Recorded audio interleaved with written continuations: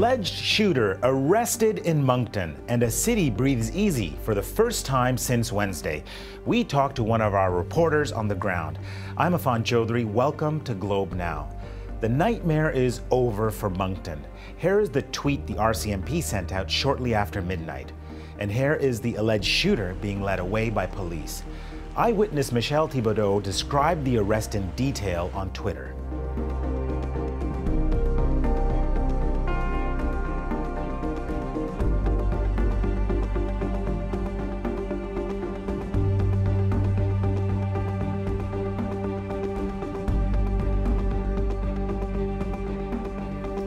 News of the arrest was met with a huge sigh of relief on social media.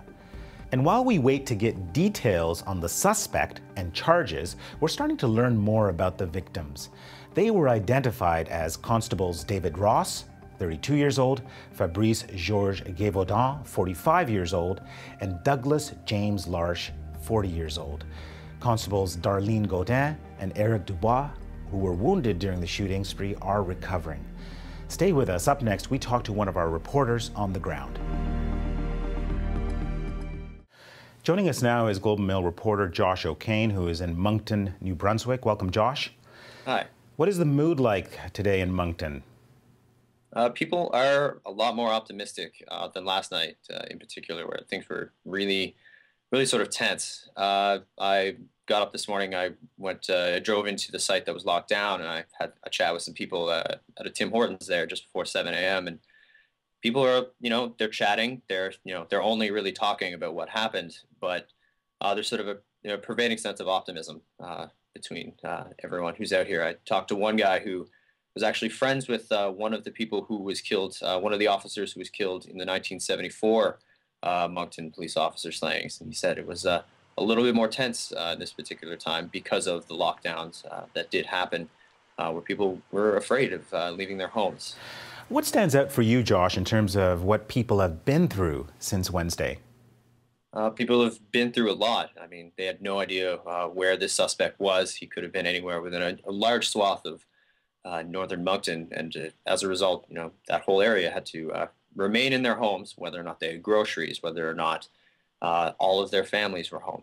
Whether or not they had to go to work, they were told don't leave for fear of this particular suspect coming out.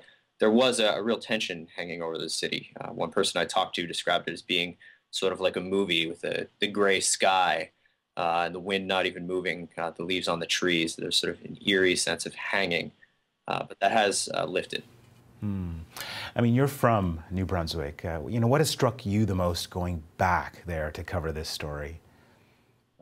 New Brunswick, I'd lived in Moncton before, and it's a placid city. It's a very dynamic city, particularly because it's sort of at a crossroads between the three maritime provinces. It's a hub city, and the hub sort of rotated to a standstill.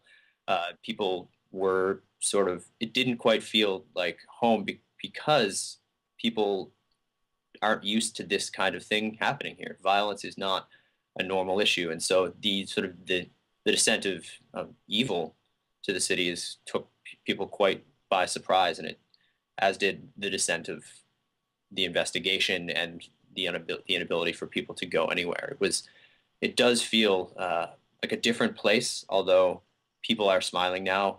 People, meeting at Tim Hortons, chatting on the street. It is slowly coming back. Interesting. Josh, thank you so much.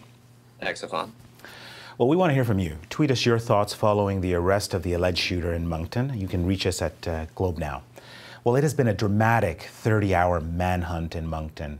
And as we end this edition of Globe Now, here's a look back at what has been a remarkable and difficult week for one city.